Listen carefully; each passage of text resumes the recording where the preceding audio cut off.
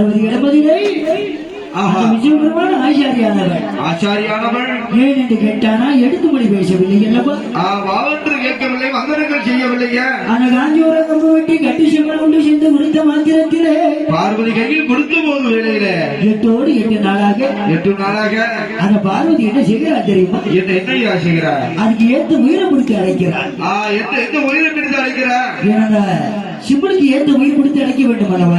அதனால் ஒரு ஆடம்பு சரி ஒரு பெண்ணு நான் குடித்து கடைபிடித்தால் பார்வதி அழகாக சிவனுக்குள்ளே அடைத்து வைத்து இந்த ஆதிவெளி கைலாசத்தில் எங்கேயாவது வைத்தால் காணாம பேரும் அல்லவா என்று அதனால் என்ன செய்கிறார்? அம்மையான உடுத்திருக்கிறாள் அல்லவா கோலவர்ண பட்டு. ஆமா, காட்சிதான் பட்டு. அந்த பட்டு சேலை முந்தியை எடுத்து முந்தியில கெட்டி ஆமா எங்குள்ள சுரவி கொண்டா கோல விழிப்பா மௌனமாக இருக்கிறார்.